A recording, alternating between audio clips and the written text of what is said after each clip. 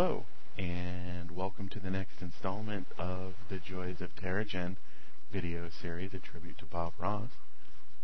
In this video, we're going to be looking at importing data maps from Terragen into 3D Studio Max. So let's get started and take a look at what we can do.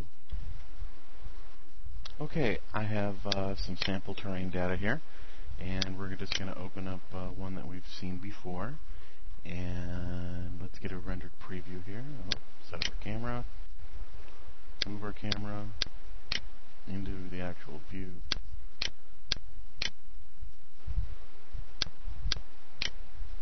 Rendering off a couple quick previews till I get a really nice spot that we can see from. There we go. Let's render that image real quick and get an idea of what it looks like. Okay. So as you can see, we're sort of up on a hilltop here, looking down onto a plains land there, and with mountains in the background. This is actually some terrain data map from near Grand Junction in Colorado. Used to live out there, so this is sort of familiar looking. One of the interesting things, though, as I move around here, I wanted to point this out. What we end up with is, no matter where we move to, everything seems to be a little squat. What I mean is, when it converted in from 3D Dem and came into Terragen, we sort of lost some of the ideas of a hard data map. If we go, as you can see, everything is to me it looks a little smushed. We don't really have that super height to our mountain terrain. And as we get closer to that,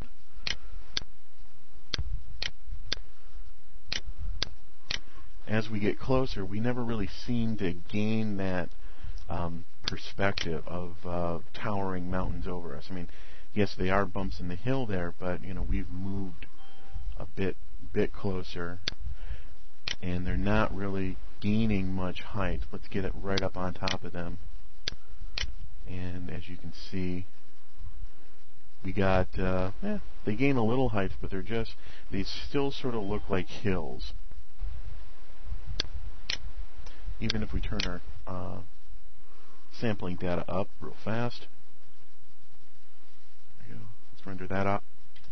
Okay, it still hasn't quite finished, but what we do have is the idea. We turned up the sampling data, and we've got more finite detail in our rendering and a little bit more smoothing, but it hasn't affected the height of it. Let's double check our height and see how far off the surface are we. Targeted position 9 meters. So we're not that far off.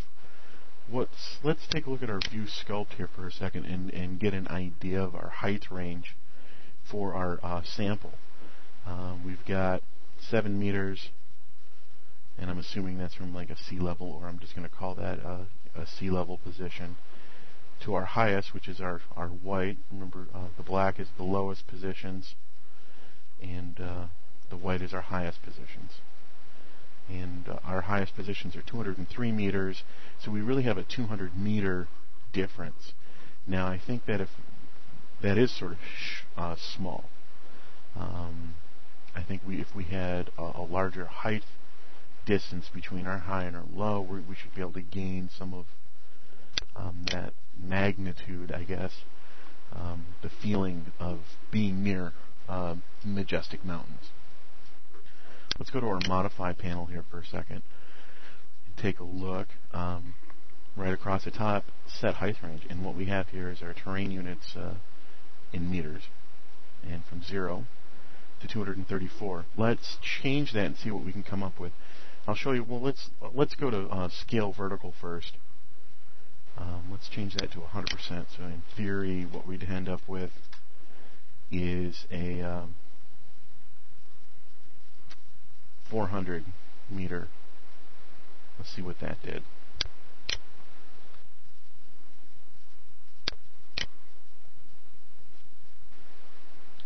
We have still our lows, and it didn't really do anything for us there. Let's check it again.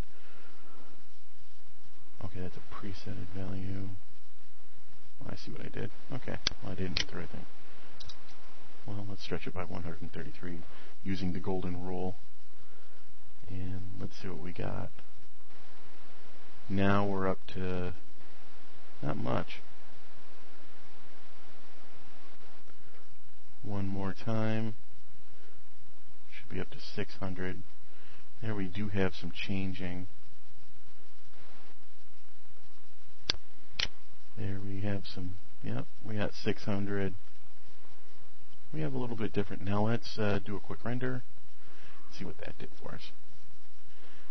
Voila.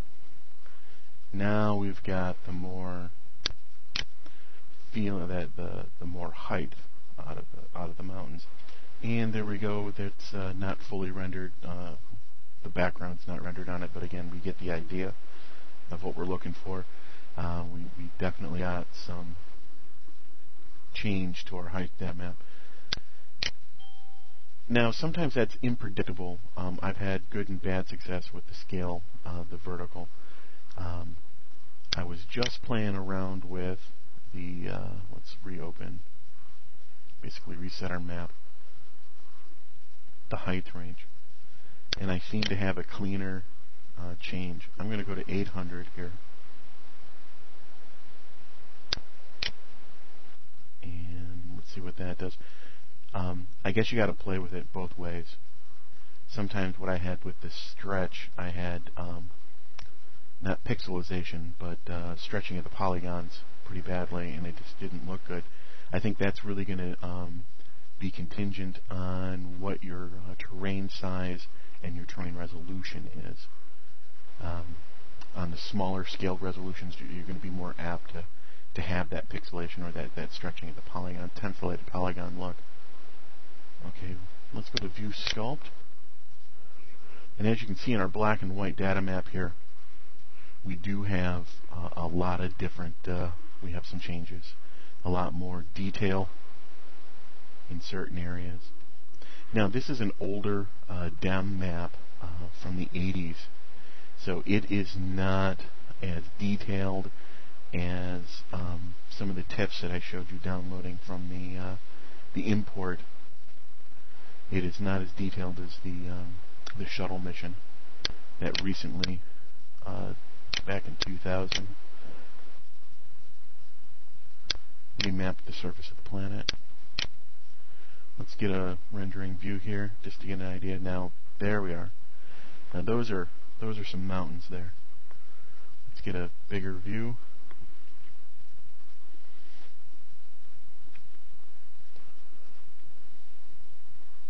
And there's the effects of our render there.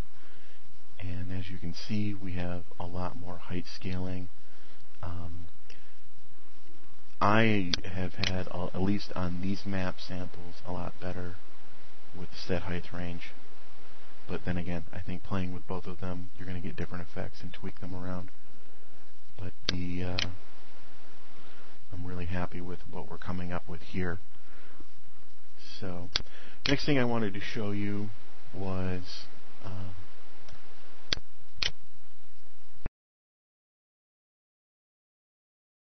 okay. So next I want to talk to you about the size of your maps when you export them. That's really important since I've crashed Max a few times importing terrain maps that ate up the entire 1.5 gigabytes of free memory that I have.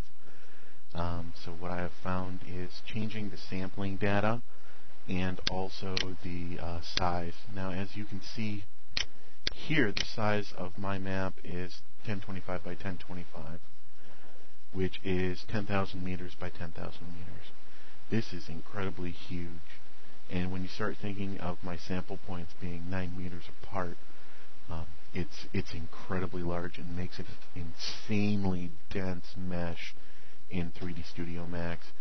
I took this and exported it and directly imported it back into Max after converting it to an object file, and it just flattened the system. So we're going to show you here. Now what we're going to do is we're going to go back to, since I enjoy this area right in here, for the scenes that I'm going to be working with, we're going to go into 3D Dem and open that up and change the size. So let's do that right now. Okay, here we are in 3D Dem. Let's open up that file.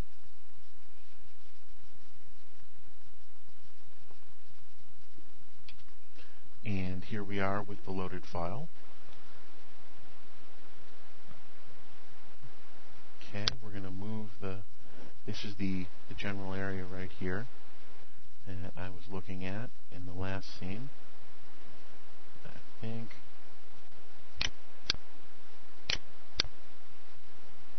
Now it's Control F8, I do believe, and this tells me the matrix size right here. And I want mine to be below 215. Right on the money there.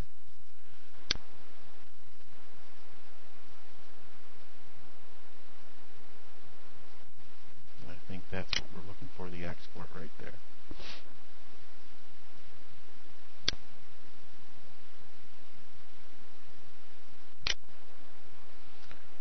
Okay, we're going to save that as a Terragen file.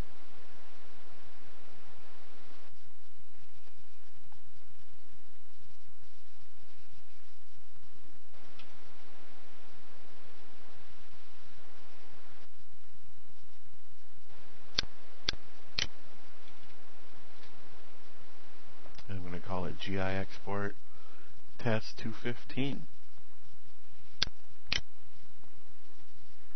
And let's bring Terragen back. And let's open that up. Okay. Let's set up our camera.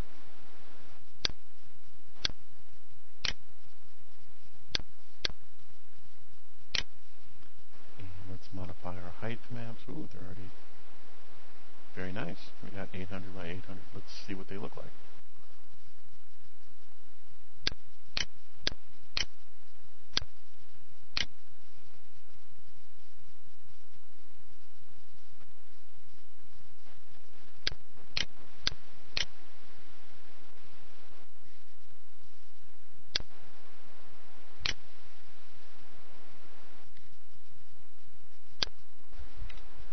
Okay, here's our render of that area again, and it seems to be that, you know, we've lost a lot of that detail that we had made in the last one. We can always go back and remake that, but let's take a look at our height maps here. Let's go into a terrain. Oops. Do Sculpt, take a look, and as you can see, this data map isn't quite as detailed as the other data map that we were working with. It's a little fuzzed out because we've zoomed it in. And let's look at our lowest, which is like 15 meters, to our highest elevation, which is 1606 or 660. So let's bring it up. And 600 meter difference. Let's go to 3D Dem here, and let's look at our elevational differences here. Here we've got 1610 to 2560. So let's figure out the difference. 950.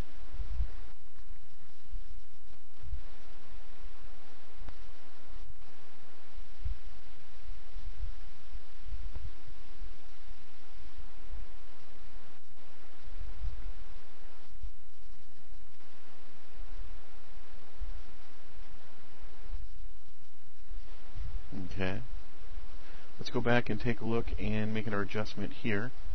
See if we can't change that.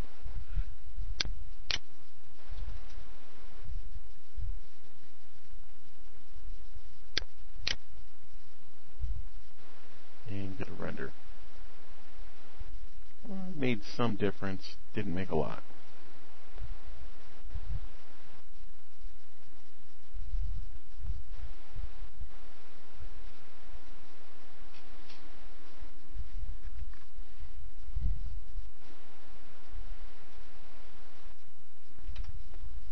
Okay, you can see we gained a little bit of height out of that. Let's go back and double it.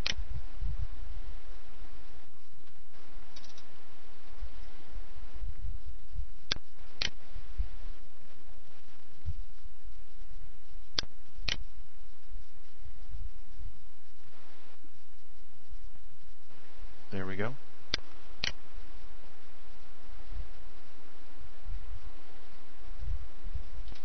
And what we can see here is what we got our height back up out of it.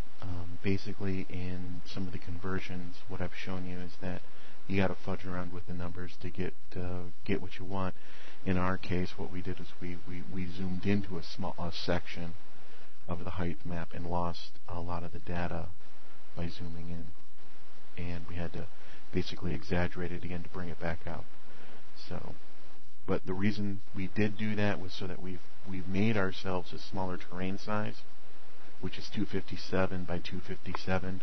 Again, it's 10,000 meters by 10,000 meters, but our sample points have changed from 9 to 39, which means we have a less dense mesh so that we, and a smaller mesh, so that a smaller mesh resolution, so that we can bring it into max without basically crippling it completely. And this is some stuff I found out the hard way.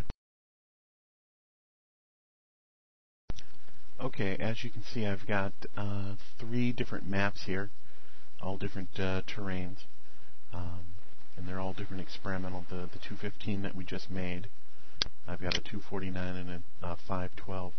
What I'm going to do is that when we do the exporting, I'm going to run you through real quick each one of these so you can see the difference of what it's like to import it into Max, and why making terrain adjustment sizes is very important. Not only is it important to make the terrain grid points, but you also have to tweak your point spacing also, so that we can get a good import. Okay, so let's begin.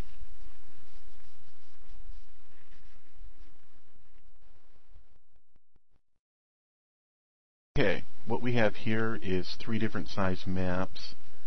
215, a 249, and a 512. Each one of these has been altered and saved the way that I've shown you.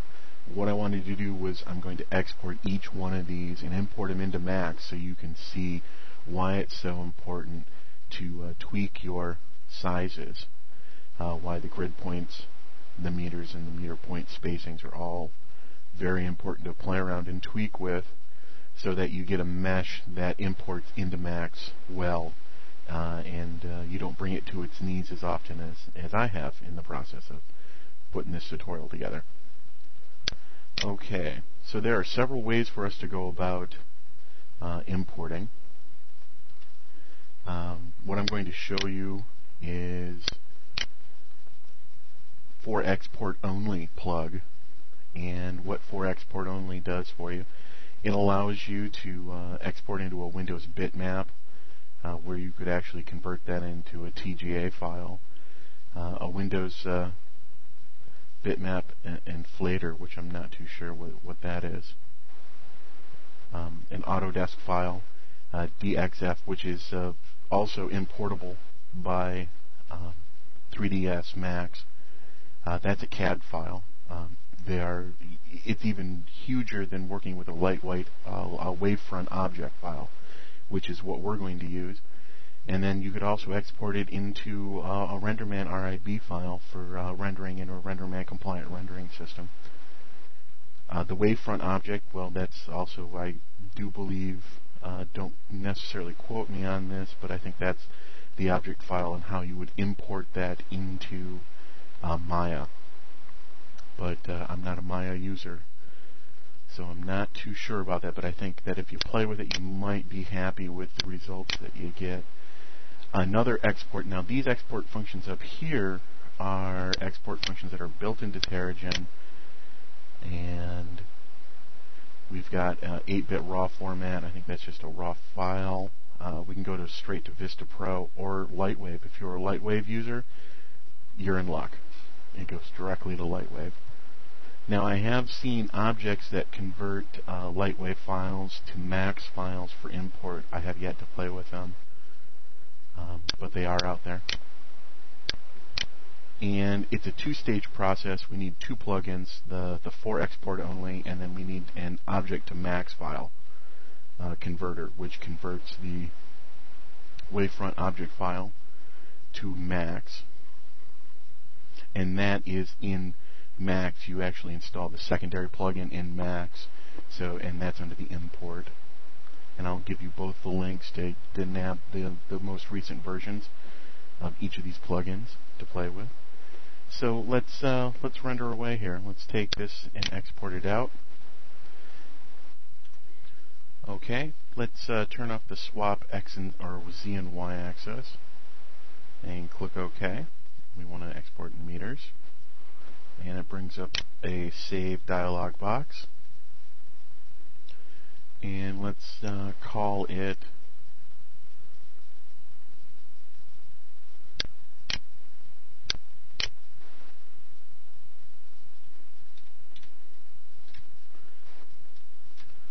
GI export test 215 no YX,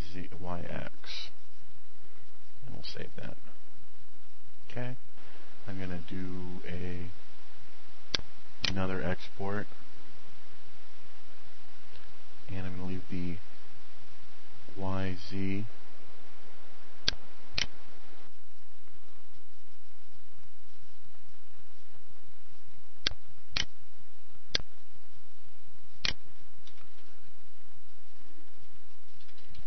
swap.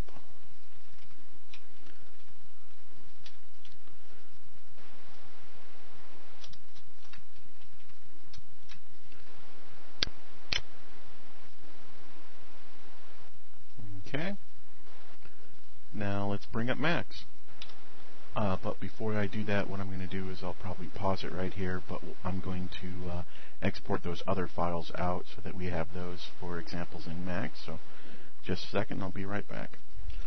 Okay, I'm back from making all those saves.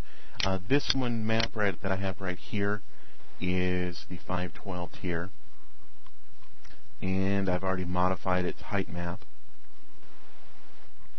Let's take a look at what it looks like here.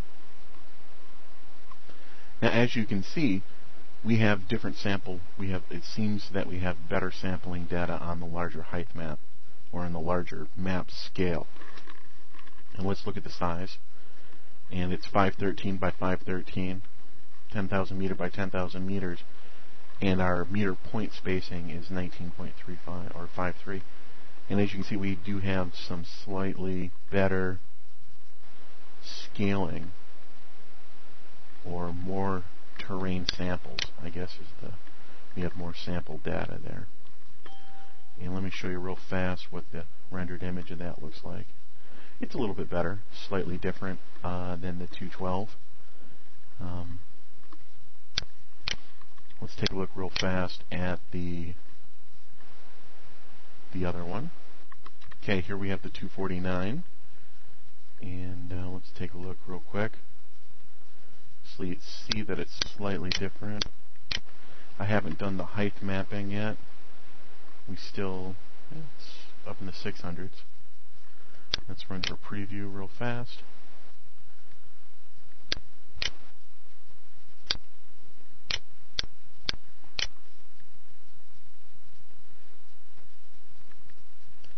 Let's affect the height data.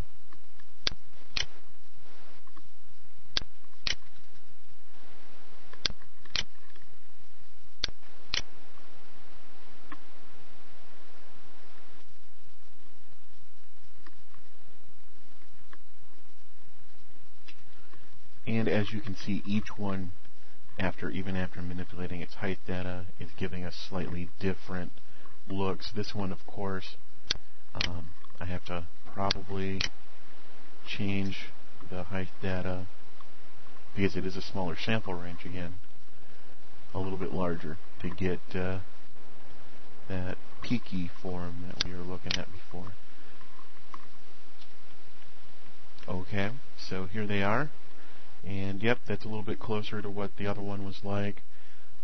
Just showing that there's sort of a push me pull you when you shrink one area down, you have to beef it back up again in the conversion. And that's just a glitch, I believe, importing into Terragen from 3Dem. And okay, so let's get on to playing with Max. Alright, here we are in Max, and we go to Import, File, Import, and we go to the folder that we exported all our information to, and in Max, we go to our file types, and wavefront object. Now this is using the wavefront object is the Object to Max version 4. After it's installed in the Max plugins directory, this is where you find it. And when we click that, you can see all of the samples that we have. So let's open up the 512 and see what it does. Okay, it brings up a import module. And let's just run real quick with the defaults and see what it does.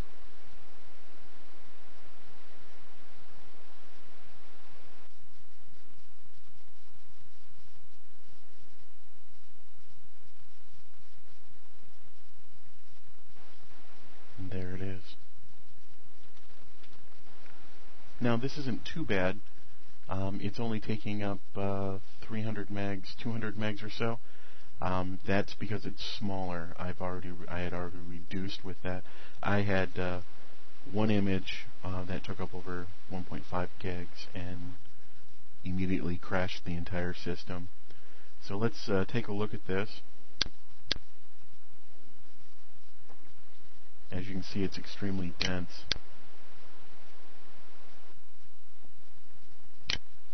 Let's find out how many polygons are involved in this.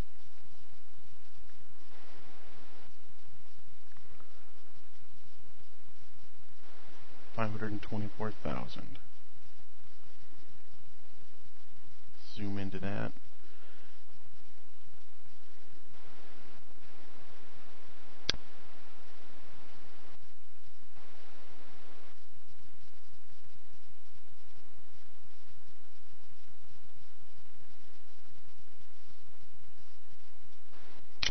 And let's get a test render.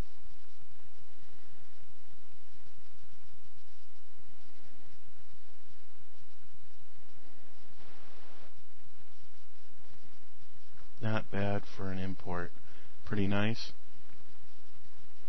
It's actually a really interesting displacement map. Okay, I'm going to reset now.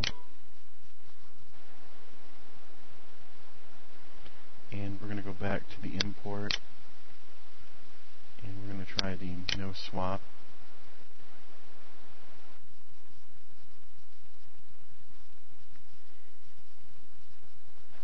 And I'm going to change from single to multiple. I'm going to turn off my texture coordinates, leave my smoothing groups at 0. I'm going to change my vertex scale to 1.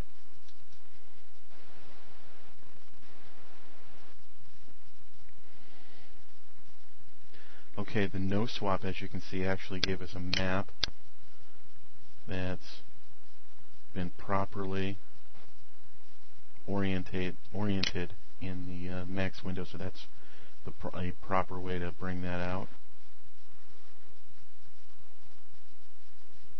or a proper way to import that. Let's take a look and see if we've got a different amount of polygons. Pretty much the same. Okay. But changing our scale has changed slightly the amount of texturing. Not a whole lot. We do have some flat areas.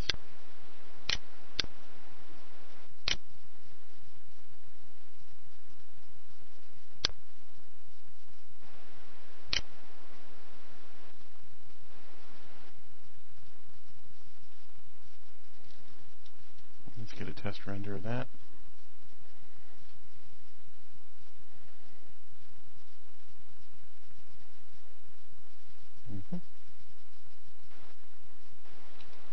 Okay, I'm going to reset and we're going to take a look at the other imports.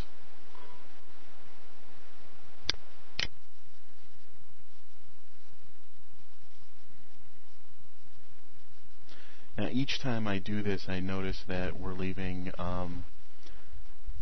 100 plus megs of unfreed memory.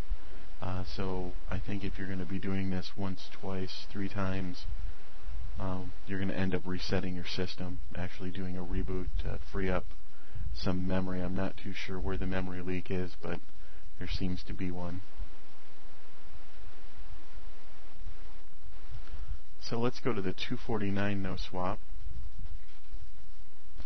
And again, multiple. We're not importing any texture coordinates, and our vertex scale is 1.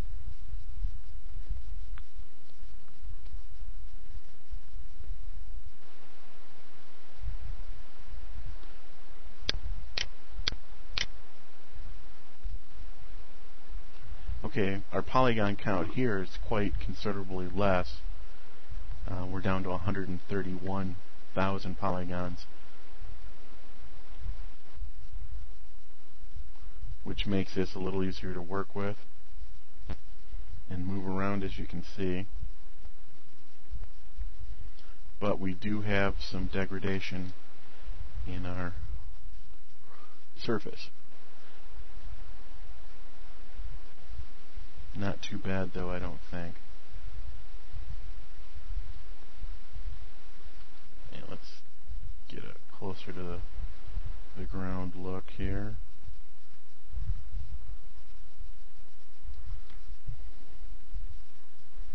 There we go.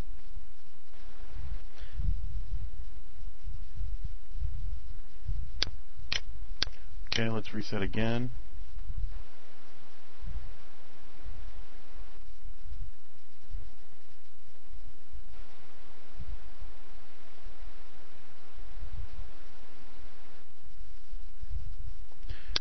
Actually, we don't need those YZs anymore.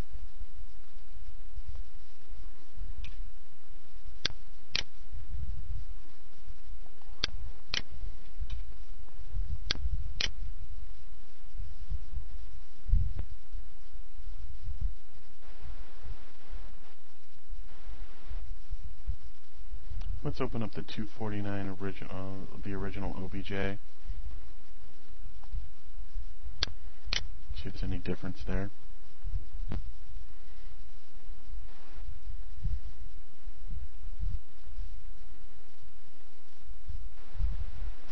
Same poly count. Our axis is flipped. So that's the same as the swap.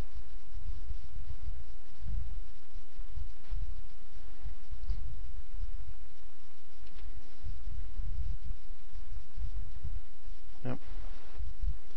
Okay, reset.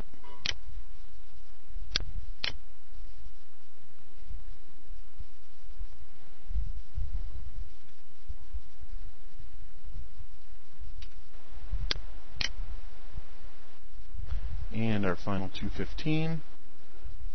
And open. Okay. Now this one we had scaled a lot differently, and you can see our height scaling that we did in Terragen has been exported to that map. Some of the area though here, as you can see, is because it was a lower resolution image, we've got sharper points between colorization differences or height map data, but we do have some pretty acceptable height data. And as you can see, I'm not completely killing the system, rotating around, although it is pretty heavy. It is a pretty weighty mesh, but it's a real nice landscape. and it was made pretty easily. Yeah, there's a lot more to do to it, but the 131,000 polygons. Yeah, there's a lot more that can be done to it, but that's a good start. Real fast start. Thank you, Terragen. And that pretty much wraps up the import to 3ds Max.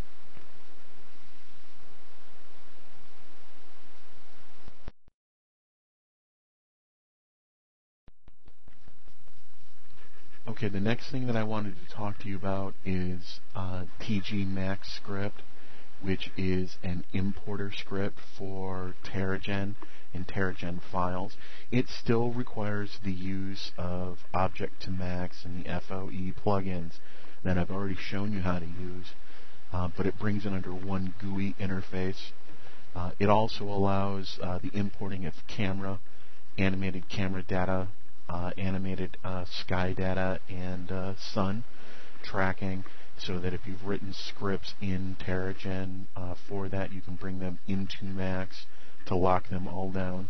So if you used Terragen as your basic terrain visualizer, and then you could bring it to Max and not lose the data that you've already worked on. There's a whole bunch of other things that the Pro version does that the Lite version does not do. But what I'm going to be working with is the Lite version, and what I'm going to focus on is the terrain import and optimization for 3D Studio Max. Okay, so this installs under 3D Max's folder in the Script Startup menu, or Startup folder. That's where you want to put the TGMaxscript. You can either drag and drop the TGMaxscript right into Max and start it up. You can also run it from the Max script. Run a script right there. Or you can go to the Utility panel, click Maxscript, click TGMax from the pull down, and then open. And here we are. The camera export is for exporting camera data that you've already mapped in. Say you did a pre-visualization in 3D Studio Max, and you want to take that to Terragen. That's only available in the Pro. We can import our camera data maps, again, from Terragen into Max. Here's our terrain, which I'm going to talk a little bit more. Field of vision, and our camera position if we're doing still images. In the Pro version, you can bring in panoramic setup, panoramic view shots, HDR mapping, HDRI mapping. Let's go to the terrain generator here. Import terrain. Again, you still have to have the installed the FOE and the 3D to Max, or OBJ to Max, to have this work. And here are quick links to those. We'll open up that file there, Part 215, and it's brought it in. It's given it a name of default for us, and there it is. Just as simple as the other import script that we used. Let's take a look real quick just to see if we haven't had a change in size. More. Same size. Okay, I want to show you the terrain optimization in the script here. So we're going to turn on Optimize Terrain. We're going to select the terrain. And after a little bit of time generating there, this is what you come up with. What it has done is it's really added an optimize modifier to the face map of terrain that we've selected, but it's brought it underneath this GUI script here for easy usage. We can change the way the optimizer works in the viewport by changing our face and edge thresholds. After changing that, we want to click the update button to viewport update our viewport. We can also change the color of our scene. There we go. Right there. And If we want to turn off optimization without deleting the modifier, all we have to do is click Enable Off, and that will re-update the viewport for us. If we would like to have it render in our renderer simplified, we would use the render optimization here. But right now we have it basically collected on the scene. Now we've turned it off. Turn it back on.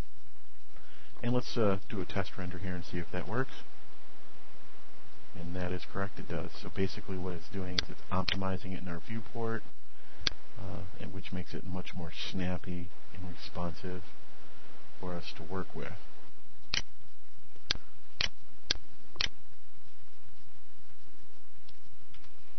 Okay, so the next part I wanted to talk to you about with the TGMaxscript is the scale terrain.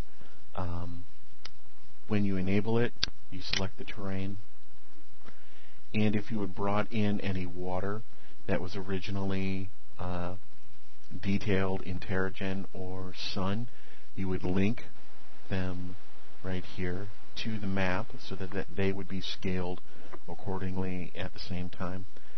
The position allows us to move the map around in the world coordinate system of Max. Resetting it brings it back to 0, 0, 0.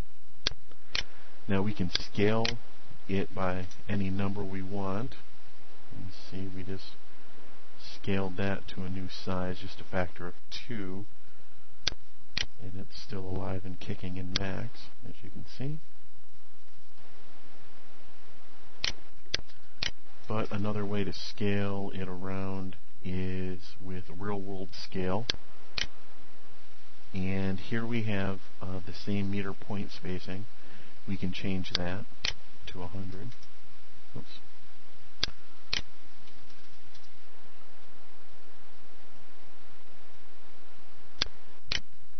And now that is in inches. The feet of the map has changed centimeters and meters. It's 100 meters by 100 meters, or 328 feet by 328 feet. 1 TG unit equals that amount. So we've actually made them in a pretty big map now. Basically what this is for is if we have already had objects in pre-production and we now want to scale the terrain accordingly to match the exported terrain units that you were using in Terragen to now match the same building coordinates that I've used in pre-production models. This is where you're going to do it. One very important thing is that the Terragen, or I'm sorry, the 3D Studio Max scaling mapping needs to be set at 1 inch. So if I've got mine set in real world feet, but I have to convert that to inches for them to equal the, for these numbers here to be realistic. It's just the conversion that the individual who wrote the TGMaxscript has pointed out, that Max's real world coordinate system or real world spacing system needs to be set to 1 inch. And that pretty much covers the import to Terragen videos. I hope you have liked them. They seem to have been pretty handy for me.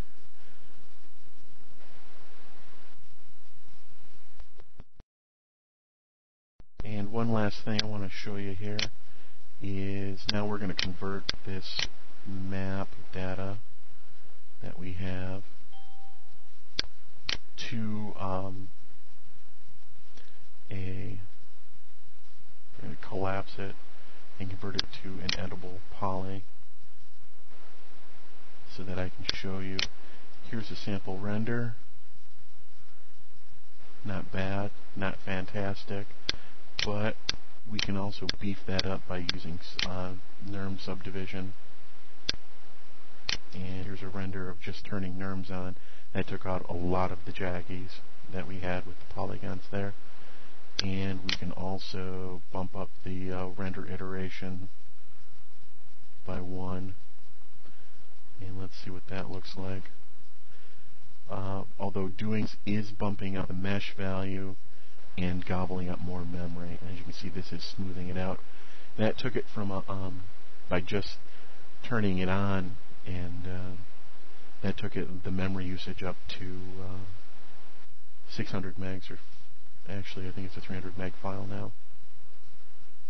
And by bumping it up 2 renderable iterations,